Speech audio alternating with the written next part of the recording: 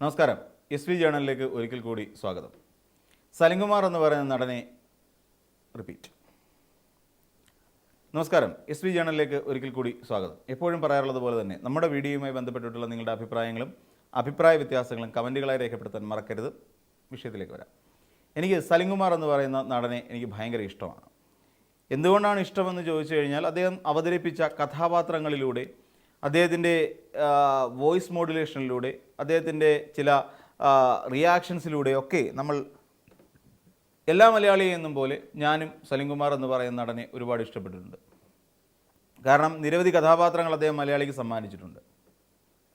എല്ലാം ഹാസ്യരസപ്രധാനങ്ങളായ കഥാപാത്രങ്ങളാണ്. അതുകൊണ്ട് തന്നെ സലിംകുമാർ സാധാരണഗതിയിൽ സംസാരിക്കുന്നതിൽ പോലും ഒരു ഹാസ്യമുണ്ടാകും, ഒരു അതിശയോക്തിപരമായി സംസാരിക്കും. അദ്ദേഹം കഴിഞ്ഞ ദിവസം പറഞ്ഞത്, അദ്ദേഹത്തിൻ്റെ വളരെ പ്രസക്തമായ ചില പ്രസംഗങ്ങളുണ്ട്. അതിൽ അദ്ദേഹം പറഞ്ഞ ഒരു പ്രധാനപ്പെട്ട കാര്യം, ഇവിടെ മെസ്സി കേരളത്തിലേക്ക് വരാത്തത് അദ്ദേഹത്തിൻ്റെ ഗോൾഡൻ ബൂട്ട്സ് ഇവിടെ നിന്ന് മോഷണം പോകും എന്നുള്ളതുകൊണ്ടാണ്. കാരണം കേരളത്തിലുള്ള എല്ലാവരും സ്വർണ്ണക്കള്ളന്മാരാണ്, അതുകൊണ്ട് ഇത് മോഷണം പോകും എന്ന് പറഞ്ഞു. ശരി, അത് പറഞ്ഞ സലിംകുമാറിൻ്റെ ആ വാദത്തെ നമ്മൾ അംഗീകരിക്കുന്നു. കാരണം സലിംകുമാർ പറഞ്ഞത് ശരിയാണ് എന്ന് വെക്കാം. എന്നാൽ സ്വർണം മോഷ്ടിച്ചത്, സ്വർണം കൊള്ള ചെയ്തത് ഈ പറയുന്ന സർക്കാരുമായി ബന്ധപ്പെട്ട് നിൽക്കുന്ന ആരെങ്കിലും ആണോ? അതായത് ഇവിടെ മെസ്സി വന്നാൽ അദ്ദേഹത്തിൻ്റെ ഗോൾഡൻ ബൂട്ട് കൊണ്ടുപോകുമെന്ന് പറഞ്ഞത് ഇവിടുത്തെ ഇടതുപക്ഷ സർക്കാർ സ്വർണം കൊള്ള ചെയ്തു എന്നുള്ള അർത്ഥത്തിലാണല്ലോ. അപ്പോൾ അങ്ങനെയുള്ള ഒരു നാട്ടിലേക്ക് മെസ്സി വരുമ്പോൾ അദ്ദേഹത്തിൻ്റെ ഗോൾഡൻ ബൂട്ട് ഈ സർക്കാർ തന്നെ അഴിച്ച് മേടിച്ച് മോഷ്ടിച്ചുകൊണ്ട് പോകും എന്നുള്ള അർത്ഥത്തിലായിരിക്കുമല്ലോ അത് പറഞ്ഞത്. ഇനി എൻ്റെ സലിംകുമാറിനോടുള്ള ഒരു ചോദ്യം ഇത്രയേ ഉള്ളൂ, നിങ്ങൾ ഹാസ്യത്തിൻ്റെ പുറത്താണോ പറഞ്ഞെങ്കിൽ അത് വിട്ടേക്കൂ. അങ്ങനെ കേരളത്തിൻ്റെ സർക്കാർ സംവിധാനവുമായി ബന്ധപ്പെട്ടുകൊണ്ട് മുഖ്യമന്ത്രിയോ ദേവസ്വം ബോർഡ് മന്ത്രിമാരോ ആരെങ്കിലും ഒരാൾ ഈ സ്വർണം, ശബരിമലയിലുണ്ടായിരുന്ന സ്വർണം മോഷ്ടിച്ചു എന്നുള്ളതിന് സലിംകുമാറിൻ്റെ പക്കൽ എന്ത് തെളിവാണ് ഉള്ളത്? അത് സലിംകുമാർ വ്യക്തമായിട്ട് പറഞ്ഞാൽ മതി. ശബരിമലയിൽ ഉണ്ടായിരുന്ന അത്രയും സ്വർണം മുഖ്യമന്ത്രിയുടെ വീട്ടിൽ നിന്ന് കണ്ടെടുത്തിട്ടുണ്ടോ? ശബരിമലയിൽ അത്രയും നഷ്ടപ്പെട്ടു എന്ന് പറയുന്ന സ്വർണം ഇവിടെ അദ്ദേഹത്തിൻ്റെ VN വാസവൻ്റെ വീട്ടിൽ നിന്ന് കണ്ടെടുത്തിട്ടുണ്ടോ? ശബരിമലയിൽ നിന്ന് മോഷണം പോയി എന്ന് പറയുന്ന സ്വർണം കടകംപള്ളി സുരേന്ദ്രൻ്റെ വീട്ടിൽ നിന്ന് കണ്ടെടുത്തിട്ടുണ്ടോ? ഇവരുടെ ആരുടെയെങ്കിലും വീട്ടിൽ നിന്ന് ഈ തൊണ്ടി മുതൽ എന്ന് പറയുന്ന ശബരിമലയിലെ സവിശേഷമായ അല്ലെങ്കിൽ ആ സ്വർണ്ണപ്പാളി ഇവരുടെ ആരുടെയെങ്കിലും വീട്ടിൽ നിന്ന് കണ്ടെടുത്തിട്ടുണ്ടോ?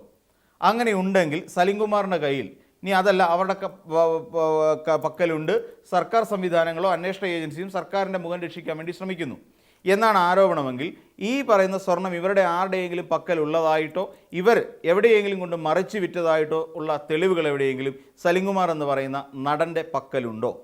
നിങ്ങൾ തെരഞ്ഞെടുപ്പിൻ്റെ ഒരു ഗോതയിൽ നിന്നുകൊണ്ട് പ്രസംഗിക്കുമ്പോൾ ചില കാര്യങ്ങളിൽ വസ്തുതകൾ കൂടിയുണ്ടോ എന്ന് പരിശോധിക്കണം.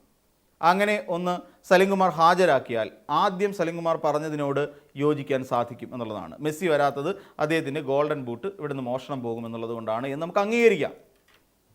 അത് സലിംകുമാറിൻ്റെ കാര്യത്തിൽ സലിംകുമാർ പറഞ്ഞ ആ വാദഗതിയോട് നമ്മൾ യോജിച്ച് തന്നെ നിൽക്കും. പക്ഷേ ഈ പറയുന്ന കാര്യങ്ങൾ സലിംകുമാർ ചെയ്തിരിക്കണം. വെറുതെ സിനിമയിൽ കിട്ടുന്ന ഡയലോഗുകളെ ഇംപ്രവൈസ് ചെയ്ത് ജനങ്ങളുടെ മുമ്പിൽ അവതരിപ്പിക്കുന്ന പോലെയല്ല. രാഷ്ട്രീയത്തിൽ ചില കാര്യങ്ങൾ പറയുമ്പോൾ അതിന് വസ്തുതാപരമായ ചില അടിത്തറയുണ്ടാവണം. ആ അടിത്തറ തൽക്കാലം ഈ പറഞ്ഞ ആരോപണത്തിൽ ഉണ്ടാവില്ല. എന്നാൽ അതേസമയം ഉണ്ണികൃഷ്ണൻ പോറ്റി എന്ന് പറയുന്ന ഒരു വ്യക്തി ശബരിമലയിൽ നിന്ന് സ്വർണം മോഷ്ടിച്ചു എന്നുള്ളത് വസ്തുതയാണ്. ഉണ്ണികൃഷ്ണൻ പോറ്റി എന്ന് പറയുന്ന ഒരു വ്യക്തിയുടെ വീട്ടിൽ നിന്നും ദ്വാരപാലക ശില്പത്തിൻ്റെ പീഠം കണ്ടെത്തി എന്ന് പറയുന്നതും യാഥാർത്ഥ്യമാണ്. അപ്പോൾ ഈ രണ്ട് കാര്യങ്ങളിലും സലിംകുമാറിന് ഒരു സംശയം ഉണ്ടാകാൻ സാധ്യതയില്ലെങ്കിൽ ഈ അടൂർ പ്രകാശ് എന്ന് പറയുന്ന UDFൻ്റെ ഇപ്പോഴത്തെ കൺവീനറോടൊപ്പം, അതോടൊപ്പം തന്നെ വർക്കലയിൽ നിന്നുള്ള MP ആറ്റിങ്ങിൽ നിന്നുള്ള MP ആയിരിക്കുന്ന അടൂർ പ്രകാശിനോടൊപ്പം ഇതേ ഉണ്ണികൃഷ്ണൻ പോറ്റി നിൽക്കുന്ന ചിത്രങ്ങൾ പുറത്തേക്ക് വന്നതും സത്യമാണ് എന്ന് സലിംകുമാർ തിരിച്ചറിയണം. ഈ പറയുന്ന അടൂർ പ്രകാശ് എന്ന് പറയുന്ന നേതാവ് LDFൻ്റെ നേതാവല്ല എന്നുള്ള കാര്യവും സലിംകുമാർ മനസ്സിലാക്കണം. ഒരുപക്ഷെ ഇനിയും അടൂർ പ്രകാശിനെ കണ്ട് LDF ആണെന്ന് സലിംകുമാർ തെറ്റിദ്ധരിച്ചിട്ടുണ്ടോ എന്നും പറയാൻ പറ്റില്ലല്ലോ. അതും സലിംകുമാർ മനസ്സിലാക്കേണ്ട കാര്യമാണ്. അതോടൊപ്പം നിൽക്കുന്നത് സോണിയാഗാന്ധിയാണെന്നും അത് PK ശ്രീമതി ടീച്ചറോ അല്ലെന്നുണ്ടെങ്കിൽ ശൈലജ ടീച്ചറോ അല്ല എന്നുള്ള കാര്യവും സലിംകുമാർ അത് വ്യക്തമായി മനസ്സിലാക്കണം. ഉണ്ണികൃഷ്ണൻ പോറ്റി കയ്യിൽ ചരട് കെട്ടിക്കൊടുക്കുന്നത് ഈ കേരളത്തിലെ കോൺഗ്രസ് പാർട്ടിയുടെ സമുന്നതയായ നേതാവായ സോണിയാഗാന്ധിയുടെ കയ്യിലാണ്. ശൈലജ ടീച്ചറിൻ്റെ കയ്യിലല്ല, PK ശ്രീമതി ടീച്ചറിൻ്റെ കയ്യിലല്ല, ശ്യാമള ടീച്ചറിൻ്റെ കയ്യിലല്ല, വീണ ജോർജിൻ്റെ കയ്യിലുമല്ല.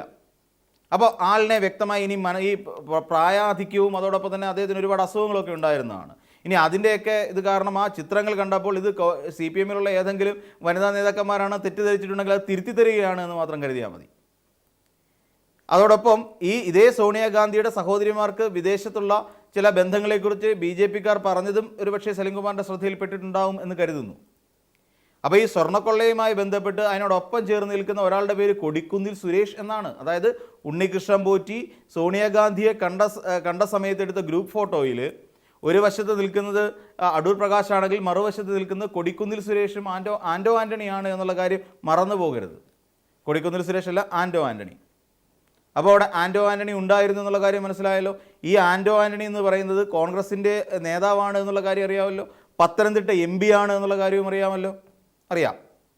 അതിനുശേഷം ഈ ഒരു 2-3 കിറ്റുകളിൽ അല്ലെങ്കിൽ ഈ പേപ്പർ കിറ്റുകളിൽ ഈ ഉണ്ണികൃഷ്ണൻ പോറ്റി ഈ അടൂർ പ്രകാശിന് ചില സമ്മാനങ്ങൾ നൽകിയ ചിത്രങ്ങളും പുറത്തേക്ക് വന്നിരുന്നു. അതൊരു പക്ഷേ കണ്ടിട്ടുണ്ടാവുമോ? സലിംകുമാർ കണ്ടിട്ടുണ്ടാവുമല്ലോ.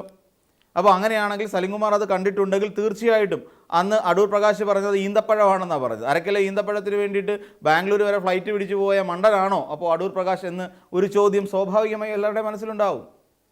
അവിടെ വരെ ഫ്ലൈറ്റ് പിടിച്ച് പോകുന്ന പൈസ ഉണ്ടെന്നുണ്ടെങ്കിൽ ഇവിടെ ഒരു ചാക്ക് ഈന്തപ്പഴം മേടിക്കാം. അപ്പം ഈന്തപ്പഴം ആയിരുന്നില്ല എന്നുള്ള ഒരു കാര്യവും സലിംകുമാർ ഒന്ന് ഓർത്തിരുന്നാൽ കൊള്ളാം. അപ്പോൾ അതായത് ഇതുമായി ബന്ധപ്പെട്ട് സ്വർണ്ണക്കൊള്ളയുമായി ബന്ധപ്പെട്ട പ്രതിയുമായി ഏറ്റവും അധികം സഹവസിച്ചിട്ടുള്ളതും സഹകരിച്ചിട്ടുള്ളതും പ്രധാനപ്പെട്ട കോൺഗ്രസ് നേതാക്കന്മാരാണ് എന്നുള്ളൊരു വസ്തുതയും സലിംകുമാർ എന്തുകൊണ്ടാണ് മറന്നു പോകുന്നത് അല്ലെങ്കിൽ കാണാതിരിക്കുന്നത്? പ്രായം കൂടിക്കൂടി വരികയല്ലേ, ഒരുപക്ഷെ കാഴ്ചകളോടൊക്കെ ചിലപ്പോൾ പ്രതികരിക്കാൻ ഇച്ചിരി ബുദ്ധിമുട്ടൊക്കെ ഉണ്ടാകും. അപ്പോൾ ഈ പറയുന്ന ബൂട്ടിൻ്റെ കാര്യവും അവിടെ കാര്യം തീരുമാനമായി. അമേരിക്കയിൽ പോയി അമേരിക്കയേക്കാൾ വികസിച്ച ഒരു നാടാണ് കേരളം എന്നുള്ള നിലയിലേക്കൊരു പ്രസ്താവന നടത്തിയ ഒരാൾ ഊളംപാറയിലുണ്ട് എന്ന് അങ്ങ് പറഞ്ഞല്ലോ. സലിംകുമാർ തന്നെ പറഞ്ഞ കാര്യമാണ്. അമേരിക്കയേക്കാൾ വലിയ നാടായി കേരളം മാറിക്കഴിഞ്ഞിരിക്കുന്നു എന്ന് ഒരാൾ സംസാരിച്ചിരുന്നു. അദ്ദേഹത്തെ പിന്നീട് അദ്ദേഹം കണ്ടുമുട്ടുന്നത് ഊളംപാറയിൽ വെച്ചിട്ടാണ് എന്നാണ് പറയുന്നത്. അപ്പോൾ ഊളംപാറയിൽ വെച്ച് സലിംകുമാർ അദ്ദേഹത്തെ കാണണമെങ്കിൽ, ഊളംപാറ എന്ന് പറയുന്നത് മാനസികാരോഗ്യ കേന്ദ്രമാണ് എന്നുള്ള കാര്യം കേരളത്തിലുള്ള എല്ലാവർക്കും അറിയാം. ഊളംപാറ എവിടെയാണ് എന്നുള്ള കാര്യം തിരുവനന്തപുരം ജില്ലയിലാണ്, പേരുക്കടയോട് ചേർന്ന് നിൽക്കുന്നൊരു സ്ഥലത്താണ്. അപ്പം അവിടെ വെച്ചിട്ടാണ് കണ്ടതെന്ന് പറയുന്നു. അപ്പോൾ എന്തിനാണാവോ സലിംകുമാർ അവിടേക്ക് പോകുന്നത്? സലിംകുമാർ അവിടെ വെച്ച് കാണാമെന്നുണ്ടെങ്കിൽ സ്വാഭാവികമായിട്ടും ഒന്നിൽ സലിംകുമാർ അവിടുത്തെ ഡോക്ടർ ആയിരിക്കണം ഈ മാനസികാരോഗ്യ കേന്ദ്രത്തിൽ. അങ്ങനെയല്ല എന്ന് നമുക്ക് എല്ലാവർക്കും അറിയാം. ഇനിയും മറ്റൊരു തരത്തിൽ പറഞ്ഞാൽ മാനസികമായി അല്പം ബുദ്ധിമുട്ട് അനുഭവിക്കുന്ന ആൾക്കാർക്ക് പോകാൻ വേണ്ടി ഒന്നിൽ അവിടുത്തെ രോഗിയായിരിക്കണം സലിംകുമാർ. അല്ലാതെ പിന്നെ അവിടെ പോയിട്ട് ഊളംപാറയിൽ പോയിട്ട് അവിടുത്തെ പേഷ്യൻസിനെ ഒന്നും എന്താ പറയുക, ഈ സെല്ലിൽ അടച്ചിട്ടിട്ട് അവരെ ആരെയും നമ്മൾ ഈ മൃഗശാലയിൽ നിന്ന് ക്യൂ നിന്ന് കാണുന്ന പോലെ കാണാൻ കഴിയുന്നൊരു ഇടമല്ലല്ലോ അത്. കാരണം അവർക്കുണ്ടല്ലോ പ്രൈവസി, അവർക്കുണ്ട് ഈ പറയുന്ന മാനാഭിമാനങ്ങളെല്ലാം. അപ്പോൾ അവിടെ പോയി കാണണമെങ്കിൽ സലിംകുമാർ തീർച്ചയായിട്ടും അങ്ങനെ അവിടെ പോയി അദ്ദേഹത്തെ അവിടെ വെച്ച് കണ്ടിട്ടുണ്ടെങ്കിൽ തീർച്ചയായിട്ടും സലിംകുമാർ അതേ രോഗത്തിന് ചികിത്സ തേടിയിട്ടായിരിക്കാം അവിടെ വരെ പോയത്. അപ്പോൾ ഈ ഒരു അവസാന പ്രസ്താവനയിൽ നിന്ന് സലിംകുമാർ ഇതിനു മുൻപ് നടത്തിയിട്ടുള്ള പ്രസ്താവനകൾ അസാധുവായി മാറുന്നു എന്നുള്ള വാസ്തവമല്ലേ? അതേ ആ ഊളംപാറയിൽ വെച്ചിട്ട് മറ്റൊരാളെ കണ്ടു എന്ന് പറയുമ്പോൾ സലിംകുമാറിൻ്റെ ഏതായിരുന്നു മാനസികാവസ്ഥ എന്നുള്ള കാര്യം നമുക്ക് ഊഹിക്കാം. അപ്പോൾ അങ്ങനെ വരുമ്പോൾ മേൽ പ്രസ്താവിച്ചതെല്ലാം ഞങ്ങൾ രാജിയാക്കി കളഞ്ഞിരിക്കുന്നു, തള്ളിക്കളഞ്ഞിരിക്കുന്നു എന്ന് നമുക്ക് ഒറ്റയടിക്ക് പറയാൻ സാധിക്കും. അപ്പോൾ അതങ്ങനെ നിൽക്കട്ടെ. എന്നാൽ ഈ സലിംകുമാർ കോൺഗ്രസിനെ കുറിച്ച് ഇതിന് മുൻപ് ചില കാര്യങ്ങൾ പറഞ്ഞിട്ടുണ്ടായിരുന്നു. കോൺഗ്രസ് പാർട്ടിയെ സംബന്ധിച്ചിടത്തോളം ജനസേവനമല്ല അവരുടെ ലക്ഷ്യമെന്നും കോൺഗ്രസ് പാർട്ടിയെ സംബന്ധിച്ചിടത്തോളം അധികാരം നേടുക മാത്രമാണ് അവരുടെ ലക്ഷ്യമെന്നും ഇതിനു മുൻപ് സലിംകുമാർ പല അവസരങ്ങളിലും വ്യക്തമാക്കിയിട്ടുണ്ട്. എൻ്റെ കുടുംബക്കാർ കോൺഗ്രസ് പാർട്ടിയിൽ വിശ്വസിച്ചുകൊണ്ട് ഞാൻ വിശ്വസിക്കുന്നു, അല്ലാതെ ആ പാർട്ടിയോട് എനിക്ക് യാതൊരു താല്പര്യവുമില്ല എന്ന് ഒരു ചാനൽ ഇൻ്റർവ്യൂവിൽ അങ്ങ് തുറന്നു പറഞ്ഞത് ഈ നാട്ടിലെ ജനങ്ങൾ മുഴുവൻ കേട്ടതാണ്. എന്നാൽ അതേസമയം ഇവിടെ DYFIക്കാരായിരുന്നു അല്ലെങ്കിൽ CPMകാരായിരുന്നു അങ്ങേക്ക് ഒരു ഘട്ടത്തിൽ, അതായത് ദേശീയ പുരസ്കാരം നേടി തിരിച്ചു വന്നപ്പോൾ കോൺഗ്രസ്സുകാരും തനിക്കൊരു ഉപഹാരമോ ഒരു ആദരവോ ഏർപ്പെടുത്തിയിരുന്നില്ല എന്ന് പറഞ്ഞു. അതിന് പകരം DYFIക്കാരായിരുന്നു അങ്ങയെ ക്ഷണിച്ചതും അങ്ങയെ ക്ഷണിച്ചു കൊണ്ടുവന്നിട്ട് നിങ്ങൾക്ക് ആദരവ് നൽകിയതും എന്നും അങ്ങ് ഒരു ഘട്ടത്തിൽ പറഞ്ഞാണ് ഒരു ഇൻ്റർവ്യൂവിൽ. അതിൻ്റെ അർത്ഥം DYFIക്കാർ മോശക്കാരാണെന്നാണോ? ഇനി ആദരവ് തന്ന ഏതെങ്കിലും ഉപഹാരത്തിൽ അങ്ങ് എപ്പോഴെങ്കിലും ഈ പറയുന്ന ശബരിമലയിലെ സ്വർണത്തിൻ്റെ തിളക്കം അങ്ങ് കണ്ടിരുന്നോ?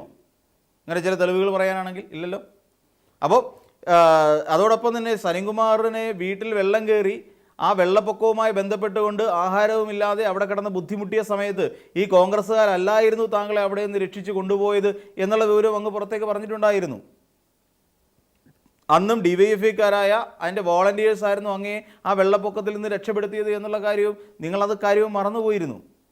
അപ്പോൾ അത് സംബന്ധിച്ച് പരിശോധിക്കുമ്പോഴും സലിംകുമാർ എന്ന് പറയുന്ന ഒരു വ്യക്തി ജീവിതത്തിൽ പോലും സഹായിച്ചവർ ഡിവൈഎഫ്ഐക്കാരായിരുന്നു എന്നുള്ള കാര്യം ഒരു ഘട്ടത്തിൽ അങ്ങ് തുറന്നു പറഞ്ഞ കാര്യം തന്നെയാണ്. അതോടൊപ്പം കലാകാരന്മാരോട് അല്പസ്വല്പം സ്നേഹവും ബഹുമാനവും കാണിക്കുന്ന കൂട്ടരാണ് CPM അല്ലെങ്കിൽ LDF എന്ന കാര്യവും അങ്ങ് വ്യക്തമാക്കിയിരുന്നു. അപ്പം ഒരു കോൺഗ്രസിൻ്റെ ഒരു സമ്മേളന സദസ്സിലേക്ക് കയറി ചെല്ലുമ്പോൾ അവിടെ നിന്നുകൊണ്ട് അങ്ങ് ഈ രീതിയിലാണ് പ്രസംഗിക്കുന്നതെങ്കിൽ വളരെ മോശമല്ലേ? നിങ്ങളെപ്പോലുള്ള കലാകാരന്മാർ LDFൻ്റെ ഭരണകാലഘട്ടത്തിൽ എപ്പോഴെങ്കിലും എന്തെങ്കിലും തരത്തിലുള്ള ബുദ്ധിമുട്ടുകൾ അനുഭവിച്ചിട്ടുണ്ടോ? എന്നാൽ അങ്ങ് ഒരു പരിപാടിക്ക് പോയ സമയത്ത്, കോഴിക്കോടോ മറ്റോ ആണെന്ന് തോന്നുന്നു, ഒരു പരിപാടിക്ക് പോയ സമയത്ത് അങ്ങ് അവിടെ വെച്ച് കാണിച്ച വിക്രിയകളെക്കുറിച്ച്, അന്ന് അദ്ദേഹത്തിന് സലിംകുമാറിനെ സംബന്ധിച്ചിടത്തോളം സലിംകുമാർ അല്പസ്വല്പം ഈ മിനിങ്ങുന്ന കൂട്ടത്തിലുള്ള ഒരാളാണ്. അപ്പോൾ അന്ന് ആ വേദിയിൽ ടിക്കറ്റ് എടുത്ത് കാണാതിരുന്ന കാണികളെ പോലും അപഹസിക്കുന്ന രീതിയിൽ അങ്ങ് വേദിയിലേക്ക് കയറിയെന്ന് കാണിച്ച പേക്കൂത്തുകളെക്കുറിച്ചും ചിലർ അവരുടെ അനുഭവക്കുറിപ്പുകൾ രേഖപ്പെടുത്തിയിട്ടുണ്ടായിരുന്നു. അപ്പോൾ ഇതൊക്കെ സലിംകുമാർ എന്ന് പറയുന്ന നടനെ അടയാളപ്പെടുത്തുന്ന കാര്യങ്ങളാണെന്നേ. സലിംകുമാർ എന്ന് പറയുന്ന നടൻ അക്ഷരാർത്ഥത്തിൽ ഇന്ന് സലിംകുമാറായി നിൽക്കുന്നതിന് പ്രധാനപ്പെട്ട കാരണം ഇവിടുത്തെ കോൺഗ്രസ്സുകാർ പോയി ടിക്കറ്റ് എടുത്ത് സിനിമ കണ്ടുകൊണ്ടൊന്നുമല്ല. ഈ പറയുന്ന LDFകാർ എല്ലാവരും സലിംകുമാറിനെ കണ്ടതുകൊണ്ടാണ്. അപ്പോൾ ആക്ഷേപഹാസ്യം അവതരിപ്പിക്കാം, അതിനൊരു ഭംഗിയുണ്ടാവണം. തീർച്ചയായിട്ടും ഇതിനു മുമ്പ് എത്രയോ ആക്ഷേപഹാസ്യങ്ങൾ നമ്മുടെ കേരളത്തിൽ ഉണ്ടായിട്ടുണ്ട്.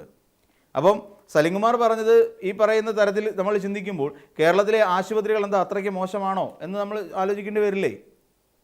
കേരളത്തിലെ വിദ്യാഭ്യാസ മേഖല അത്രയ്ക്ക് തകർന്ന് തരിപ്പണമായി കിടക്കുകയാണോ? അല്ല. കേരളത്തിൽ നിന്ന് ഈ പറയുന്ന സ്വർണ്ണപ്പാളികൾ മോഷണം പോയിട്ടുണ്ടോ? അതിന് മന്ത്രിമാർക്ക് ആർക്കെങ്കിലും പങ്കുണ്ടോ?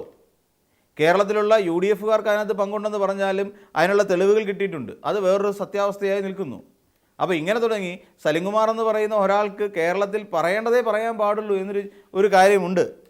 ഇതൊരു അറ്റാക്കിംഗ് ആയിട്ടൊന്നും ഫീൽ ചെയ്യേണ്ട. ഇത് ചില വസ്തുതകൾ മാത്രം പറഞ്ഞു എന്ന് മാത്രം.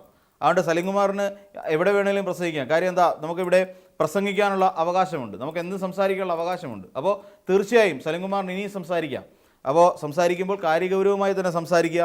മറിച്ച് ഇതുപോലെയുള്ള പല ചോദ്യങ്ങളും ഒരുപക്ഷെ സലിംകുമാറിന് ലഭിക്കേണ്ടി വരും എന്നുള്ളത് തീർച്ചയാണ്. അപ്പോൾ മറ്റൊരു വീഡിയോയുമായി നമുക്ക് വീണ്ടും കാണാം.